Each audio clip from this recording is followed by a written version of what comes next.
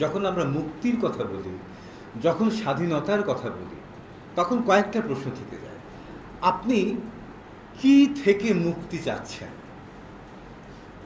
এক নম্বর, কি থেকে মুক্তি চাচ্ছেন? যা থেকে আপনি মুক্তি চান সেটা চিহ্নিত কে করে দেয়? কে বলে দেয় যে এটা তোমার শৃঙ্খল?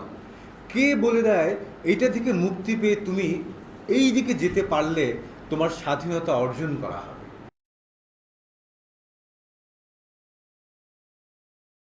আমি নিজেও একজন অনুবাদক, সুতরাং এই ব্যাপারটা নিয়ে দুটো কথা বলবার যোগ্যতা আমার আছে, কারণ দীর্ঘদিন ধরে আমিও এই ঘরে রেখে বনের মোষ তাড়ানোর কাজখানি করছি।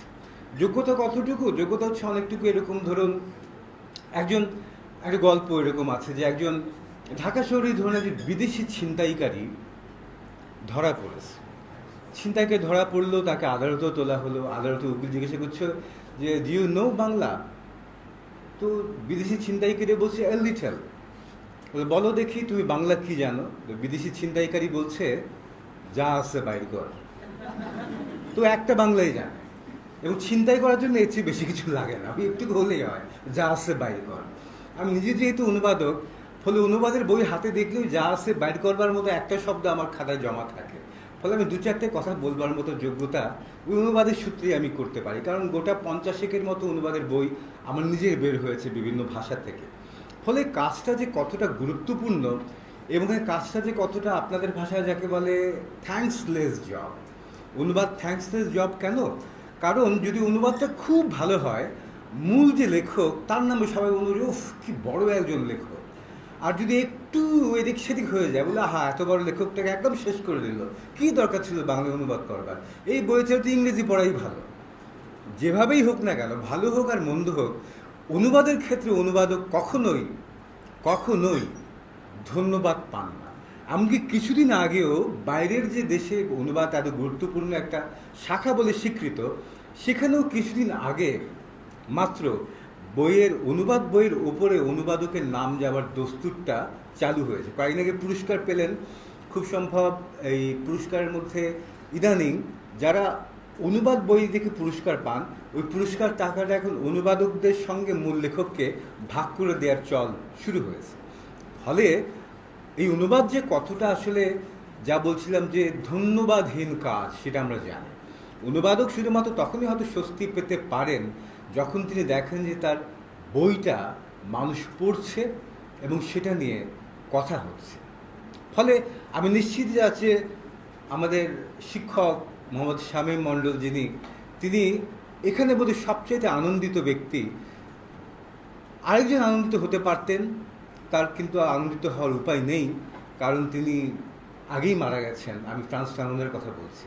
ফলে দ্বিতীয়জন যিনি আনন্দিত হতে পারেন তিনি হচ্ছেন আমাদের অনুবাদক, আপনাদের শিক্ষক মহোদয় শামীম মণ্ডল। তাকে অভিবাদন জানাচ্ছি এবং আপনাদেরকে অনুরোধ করব যে আপনাদের মধ্যে এত বড়, এত গুরুত্বপূর্ণ, এত মনোযোগ দিয়ে একটা কাজ যে মানুষটা করেন তিনি আছেন, তার সাহচর্য এবং তিনি যে আপনাদের মাঝে আছেন, সেই আপনাদের মাঝে থাকার সুযোগটা আপনারা গ্রহণ করবেন।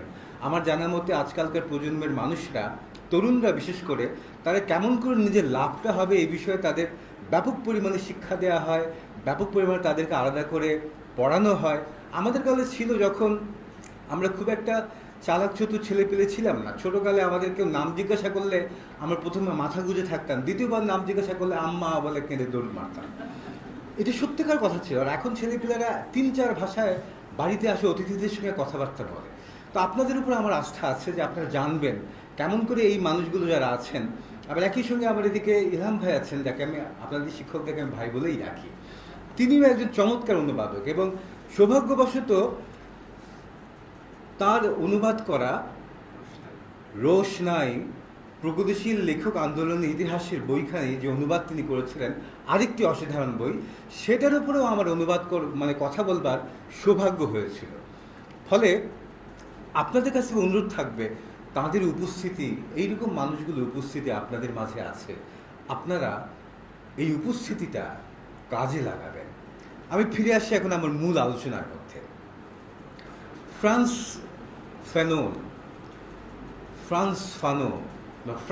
ফানোন যে উচ্চারণেই করি না কেন, তিনি একজন কালো মানুষ।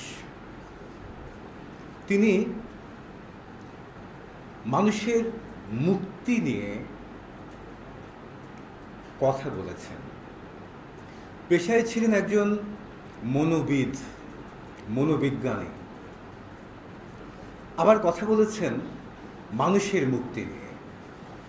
এখন প্রশ্ন উঠতে পারে যে মানুষের মুক্তি বলতে আমরা কোন বিষয়টাকে চিহ্নিত করি?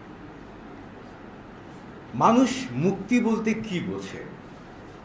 মানুষ প্রতি মুহূর্তেই তাদের সামনে কিছু প্রতিবন্ধকতা দেখতে পায়, প্রতি মুহূর্তে। ঠিক যেমন আমি নিশ্চিত আপনাদের যাদের সকাল ক্লাস 8টার সময় ক্লাস থাকে, তাদের সামনে মুক্তির প্রতিবন্ধকতা বলে মনে হয় এই ভোর ভোর উঠে ঘোরাঘুরি করে ক্লাসে হাজির হওয়া। মনে হয় যে এইটা যদি না থাকতো আমি একজন মুক্ত মানুষ হতাম। পরীক্ষা দেয়া আপনাদের কাছে নিঃসন্দেহে আপনাদের কাছে একটা শৃঙ্খল, পায়ে শেকল বলে মনে হয়, তাই না? ক্লাসে অ্যাটেন্ড করা, টিউটোরিয়াল দেয়া, আরও কী কী আপনাদের আজকাল যোগ হয়েছে আমি জানি না, এগুলো প্রত্যেকটাই নিশ্চয়ই আপনাদের কাছে পায়ের শেকল বলে মনে হয়। এবং আপনাদের মনে হয় আমি জানি যে এগুলো যদি না থাকতো, আহা, আমি তো একজন স্বাধীন মানুষ হতাম। তার মানে এখন আপনাদের কাছে যদি বলা হয় যে মুক্তি বলতে তুমি কি বুঝো, মুক্তি কিভাবে চাও, তাহলে কি উত্তর পাওয়া যাবে? একজন শিশুর মনে হয় যে আমি যখন বড় হব তখন বাজারে যতগুলো খেলনা আমার মা বাবা কিনে দেয় সবগুলো খেলনা আমি কিনব। এটা তার কাছে বড় হওয়ার, স্বাধীন হওয়ার লক্ষণ। একজন কৃষককে জিজ্ঞাসা করা হয়েছিল তুমি রাজা হলে কি করবে? কৃষক উত্তর দিয়েছিলেন, লক্ষ্য করে দেখুন, রাজা হলে আমি কি করব? কৃষক উত্তর দিন, রাজা হলে আমি সবগুলো ভাত গুড় দিয়ে খাব। তার মানে মানুষের মুক্তি, মানুষের স্বাধীনতা, এই প্রশ্নগুলোর উত্তর কোন মানুষ কোথায় অবস্থান করে তার উপর নির্ভর করে। কে কোথায় থাকে আসলে, যে যেখানে থাকে তাকে সেখানে কে রাখে? তিনি যেখানে থাকেন সেই জায়গা থেকে তিনি কোথায় যাবেন, কোথায় গেলে তিনি নিজেকে সফল বলে মনে করবেন, এইটাই বা কে ঠিক করে দেয়? ধরুন এই যে আপনারা এখানে এসেছেন, এই বিশ্ববিদ্যালয়ে পড়ছেন, এই বিশ্ববিদ্যালয়ে পড়বার পর আপনারা কি করবেন তার একটা পরিকল্পনা করছেন। এই পরিকল্পনাটা কে করে দেয়? আপনি কি পরিকল্পনা করবেন এটা কি আপনি স্বাধীনভাবে গ্রহণ করতে পারেন? ধরুন এক টুকরো পাথর যখন আপনি এটা কয়তলা ভবন? এটা 6তলা ভবনের উপরে আপনি উঠে গিয়ে কিনারে দাঁড়িয়ে এক টুকরো পাথর উপর থেকে ফেলে দিলেন। পাথরটা পড়তে পড়তে ভাববে তার এই পড়াটা স্বাধীন, সে নিজের ইচ্ছায় পড়ছে। আসলে কি তাই?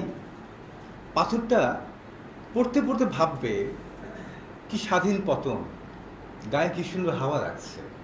তাই পতনটা তার কাছে মনে হবে এইটাই তার স্বাধীনতা। এখন তাহলে প্রশ্ন থেকে যায়, যখন আমরা মুক্তির কথা বলি, যখন স্বাধীনতার কথা বলি, তখন কয়েকটা প্রশ্ন থেকে যায়। আপনি কি থেকে মুক্তি চাচ্ছেন? 1 নম্বর, কি থেকে মুক্তি চাচ্ছেন? ওই যেমন কৃষক রাজা হলে ভাবে সবগুলো ভাত সে গুড় দিয়ে খাবে। কেন ভাবে? কারণ গুড় তার কাছে একটা দামি জিনিস। সবসময় গুড় তার পক্ষে জোটে না। সে এক টুকরো গুড় পেলে ওটা ভাতের কোনায় রেখে দেয়, ওটার দিকে তাকিয়ে তাকিয়ে তাকিয়ে তাকিয়ে। যেমন করে আপনারা নিশ্চয়ই অনেকেই ইলিয়াসের খোয়াবনামা পড়েছেন, আখতারুজ্জামান ইলিয়াসের। তো ওটার মধ্যে তমিজের বাবা একটা চরিত্র আছে, তমিজের বাপ। তমিজের বাপের চরিত্র নিয়ে বলা হচ্ছে যে যখন মাছ জোটে না, যখন ডালও জোটে না, তখন শুকনো মরিচ, নুন, পান্তা ভাত, আর ওই পাতের কোনায় দুটো কুচো মাছ কোনার দিকে থাকে। তো বলে যে ওই চোখের কোনা দিয়ে আড় দিয়ে এক কোনায় ওই যে পাতের কোনার মধ্যে মাছের টুকরোগুলো আছে না, ছোটো ছোটো দুটো মাছ, ওই দিকে তাকিয়ে তাকিয়ে 3-4 থালা ভাত সে উড়িয়ে দেয়। মানে মাছ খায় না, মাছের দিকে তাকিয়ে তাকিয়ে। সুতরাং যখন আমরা মুক্তির কথা বলি, যখন আমরা স্বাধীনতার কথা বলি, কোন মুক্তির কথা বলছি, কোন স্বাধীনতার কথা বলছি? যা থেকে আপনি মুক্তি চান সেটা চিহ্নিত কে করে দেয়? কে বলে দেয় যে এটা তোমার শৃঙ্খল? কে বলে দেয় এইটা থেকে মুক্তি পেয়ে তুমি এই দিকে যেতে পারলে তোমার স্বাধীনতা অর্জন করা হবে? এই গুরুত্বপূর্ণ বিষয়গুলো চিহ্নিত করা দরকার। কারণ আপনি যখন কোন বিষয় নিয়ে কথা বলবেন তখন চিহ্নিত করতে হয় যে ওই বিষয়টা নিয়ে কথা বলবার ক্ষেত্রে আপনি কোনটাকে সমস্যা বলে ধরছেন এবং সমস্যাটাকে চিহ্নিত কে করে দিচ্ছে। এটা খুব গুরুত্বপূর্ণ প্রশ্ন। আপনারা একজন নাম জানেন, জ্যাক রুশো। রুশো একটা বিখ্যাত বই লিখেছিলেন। বিখ্যাত বইটার নাম বোধহয় আপনাদের অনেকেরই জানা আছে, যার বইটার বাংলা নাম হচ্ছে সামাজিক চুক্তি। ওই সামাজিক চুক্তি বইটার মধ্যে শুরুটা খুব বিখ্যাত রুশোর। রুশো বলছেন যে মানুষ জন্ম নেয় স্বাধীনভাবে, কিন্তু এরপর থেকে প্রতি পদে পদে সে শৃঙ্খলিত। এই বইটা একটা গুরুত্বপূর্ণ বিষয় আছে। রুশো বলছেন, এই যে আমি বইটা লিখলাম রাজনীতি নিয়ে, রুশো বলছেন যে I am writing about politics. কেন লিখছি? Who am I am not a legislator, I am not a Prince. Prince মানে ওই আমাদের শাসক, লেজিসলেটর মানে কি, যিনি আইন প্রণয়ন করেন, ধরুন আমাদের এমপি। রুশো বলছেন তা আমি তো শাসক নই, আমি এমনকি আইন প্রণয়ন করি নই, এমপি নই, রাজার দরবারের প্রভাবশালী কোনো ব্যক্তি নই যে আইন তৈরি করবে, সে আইনে যখন তখন যার তার মাথা কাটা যায়। রুশো বলছেন যে আমি এই দুটো একটাও নই, আমি শাসকও নই, আমি আইন বা নীতি নির্ধারকও নই। তাহলে আমি বইটা কেন লিখছি? রাজনীতি নিয়ে বই আমি কেন লিখছি? রুশো বললেন, এই যে আমি আইন প্রণেতাও নই, আমি শাসকও নই, ঠিক এই কারণেই আমি এই বইটা লিখছি। ঠিক একই ব্যাপার লক্ষ্য করে দেখুন, আমাদের আজকের যে আলোচ্য বইটি, ফ্রান্স ফানোনের যে বইটি, এই বইটির সূচনাতেও ফ্রান্স ফানোন একই কথা বলছেন। আমি আপনার অনুবাদটাই ব্যবহার করবো স্বামী ভাই। তিনি বলছেন যে এই বই লিখতে যাওয়াই বা কেন? কেউ তো আমাকে লিখতে বলেনি, কেউ তো আমাকে লিখতে বলেনি, আমি লিখছি কেন? আমি যাদের মুক্তির জন্য লিখছি তারা তো আমাকে বইটা লিখতে বলেনি। এখন রুশো বলছেন যে আমি লিখছি এই কারণেই যে আমি রাজনীতিবিদ নই, আমি নীতি নির্ধারকও নই, আমি শাসকও নই। ফ্রান্স ফানো একই কথা বলছে যে আমি যাদের মুক্তির জন্য এই বইখানে লিখছি তারা তো আমাকে বইটা লিখতে বলেনি।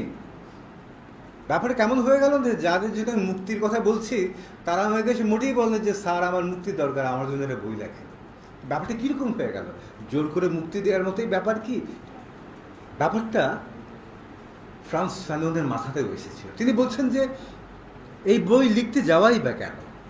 কেউ তো আমাকে লিখতে বলেনি, বিশেষত যাদের জন্য লিখছি তারা তো ননই। তাহলে তাহলে আমি কেন বইটা লিখছি? ফ্রান্স ফানো বলছেন পৃথিবীতে অনেক নির্বোধ আছে, এবং পৃথিবীতে যে অনেক নির্বোধ আছে এই বইটা লিখে আমি এই কথাটাই প্রমাণ করে দিচ্ছি যে আমিও একটা বোকা। তাদের মুক্তির জন্যই আমি লিখছি এই বই, যারা আমাকে বলেনি যে তাদের মুক্তির জন্য আমার বইটা লেখা উচিত।